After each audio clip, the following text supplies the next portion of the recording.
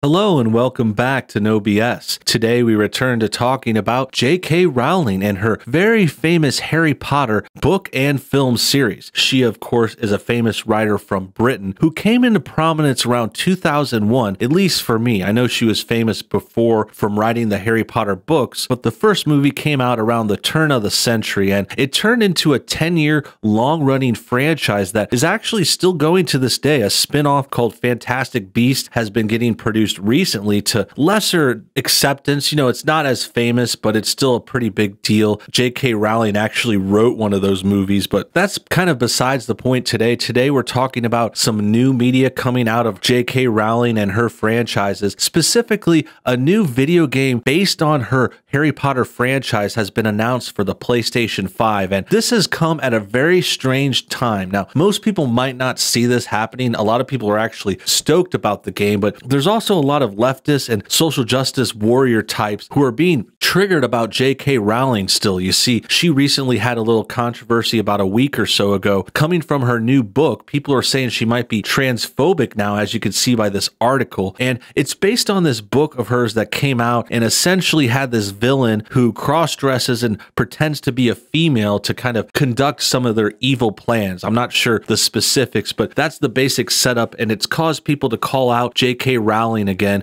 which has happened multiple times before. She tries to be woke and she tries to be left wing as much as she can, but she still fails and fumbles and gets called out by her fans, her rabid fan base, who appear to be very, very far left and extreme too. That's why they're always going after her for things, and that's why she's tried to please them with strange moves. Like, for example, in the past, JK tried to pretend one of her characters from Harry Potter was actually secretly gay the whole time, and even one of those Fantastic Beasts movies I was talking about had the character Dumbledore have this gay boyfriend relationship in the new movie. They kind of implied that, and there's been a few moves like that where she's trying to get that into her material more, and I believe that's why she might have put it in her book, but it backfired, obviously, and that's why it's a kind of controversial time to announce a new Harry Potter video game and announce a new series that's going to come out on the PlayStation. It's just, I don't agree with it. I don't think JK maybe did anything wrong except maybe writing these lame wizard books. I'm not the biggest Harry Potter fan, to be honest. I watched a few of the movies. I recognize they're very, very prominent and big, like, pop culture phenomenons. I've watched the Fantastic Beasts movies recently too, trying to give them a shot. They were mostly okay, kind of a wish-washy thing, hard to watch, but they're not bad. But the point is, yeah, JK is a big figure. She's one of the richest people in Britain. She's one of the most popular writers, and that's why she keeps stumbling all over herself, and that's why the left keeps attacking her too. It's just, it's hard when you're a big public figure like this and you're trying to be woke. It eventually can backfire on you a lot because the left just eats their own. They can't stand anyone that steps out of line, even if it's accidental or not even that bad. Like in this case, like with this villain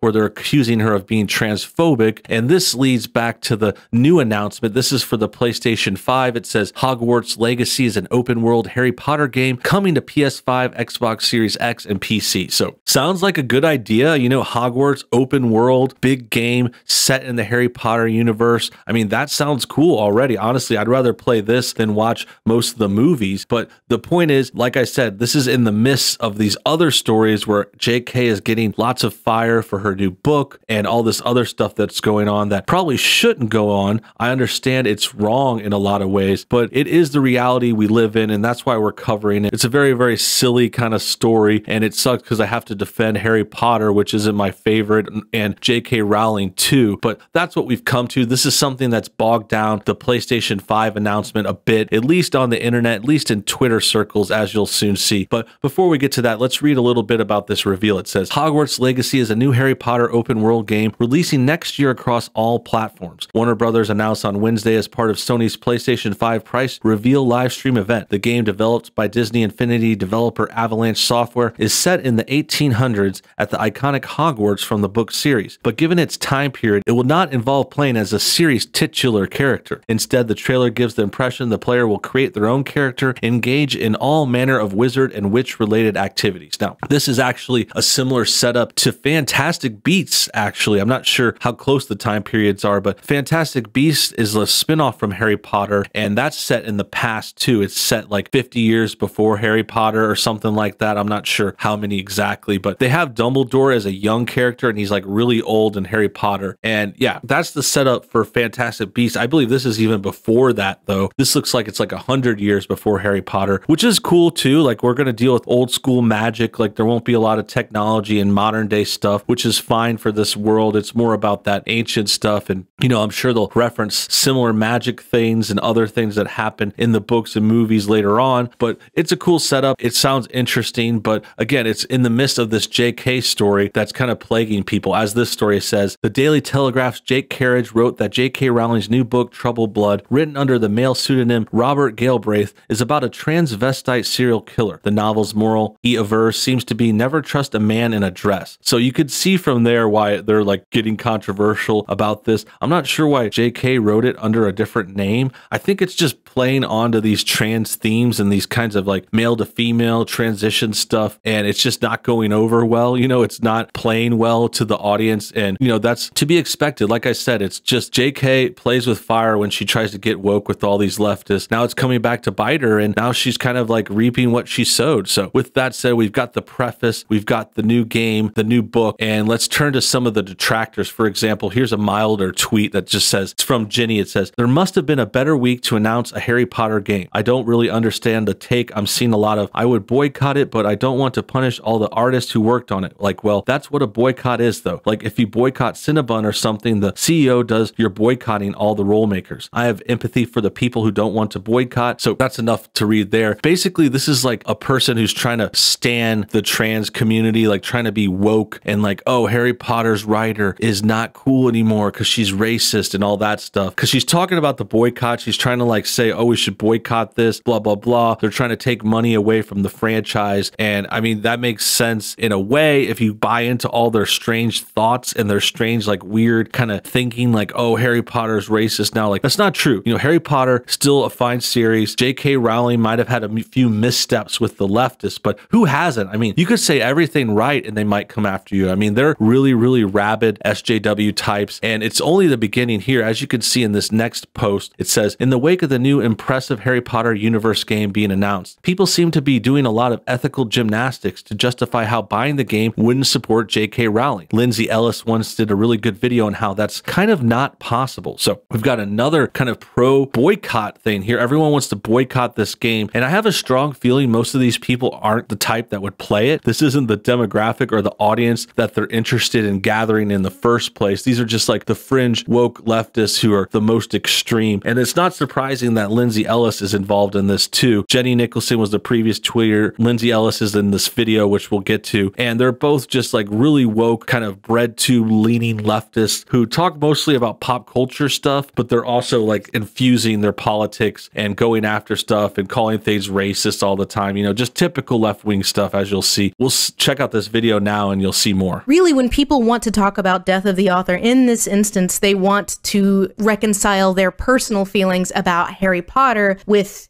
the author. And there is a difference between a dead author that maybe has a checkered past and a living one who is using their not inconsiderable wealth and power to advocate against marginalized groups. Oh my God. It's just so typical, like advocate against marginalized groups. I don't see J.K. Rowling doing that at all. I think this might have been a video about her previous controversy. She's had a little bit of tiffs with these woke leftists before. They just basically don't like J.K. now, and they're trying to tell people to boycott it. They're trying to go after it and saying, oh, she's going after marginalized groups, whatever that means. I mean, marginalized, that sounds like you're turning something into fake butter. If you ask me, like you just have a ray gun. It sounds like a cheesy superhero who has this like ray gun that turns a person into fake butter. That's what marginalized sounds like to me. To me, it's just total bogus, silly word used by silly people who shouldn't be taken seriously. And this is one of the most insidious aspects of J.K. Rowling doing what she's doing. She knows that because of her wealth and influence, she's going to be believed more than, you know, the lived experience of trans people and decades of medical research. There are few creators that are as deeply entrenched in the world they created as J.K. Rowling. Okay, so the lived experience of trans people and decades of research, whatever that means, you know, like she's obviously standing trans people. That's what this is all about. That's what the previous posts were about. They're trying to pretend JK hates this group of people and this like marginalized people that, and the thing I'd like to note, and I bring up sometimes when this comes up, is they act like this is just the worst thing in the world. Like she just hates half the planet. Like, oh my God, JK said something wrong about trans people. How dare she? You know, and I get that. But the problem is, if you go to the actual quotes, she usually just says something like a man is a man, a woman is a woman. Like I think that was the last quote that had a controversy. It had something to do with her not going along with the pronouns properly. And the new case is about this book that has the killer being this cross-dresser trying to act like she's vilifying them or something like that. It's just total bogus and marginalizing this group. I mean, you're basically marginalizing like a few people. Like there is not that many alphabet people in this country. They are a small percentage, and the trans population is even smaller. So the fact that these people want to stand like the smallest group possible, I mean, you might as well be standing quadriplegics who play the violin. You know, it's like the most unnoteworthy group, and they act like it's the biggest deal in the world because they just want to seem hip. They want to seem cool. And these characters, these YouTubers that we're talking about here and stuff, they want to act like they're virtuous. They want to act like they're superheroes saving the world. They have to make a villain, and that villain they've created is JK, and they have to have a victim, and that victim that they're picking out is the trans community, which really isn't being victimized here. I mean, this is just an author tweeting stuff, writing books, doing her thing. She hasn't hurt any trans people. Like if you had a case of actual attacks on them, like by all means, I have nothing against any of these groups of people. All the alphabet people are fine. Even these other YouTubers and liberals are all fine. I have nothing against them. But my problem is their rhetoric and their exaggerations and their fear mongering and their whole like over the top, oh my God, you're belittling marginalized people and you're institutionalized racism from oppression of culture, you know, like all this crazy, crazy stuff that's just getting way too far, way too convoluted. And it's all like ethereal too. It's not physical things. Like if you had an actual example of what they call transphobia, I would call it something else like anti-trans or something like that. Transphobia sounds like you're scared of trans people, but whatever you want to call it, if you had actual examples, like for example, I would call something bad if someone was going out and beating these people up, if they weren't firing them from jobs or not hiring them, or, you know, say kicking them out of their apartments. Like if you actually did things to them, that would be something to cause alarm. That would be something to defend. But the truth is they're just calling out people who disagree with their logic and their whole like pronoun game and all that stuff. And that's why it's just getting out of hand. That about wraps things up. I hope you guys enjoyed today's video. Make sure you comment your thoughts on everything below. Also hit that like button, subscribe if you're new, and hit the bell for notifications too. Until next time, have a great day.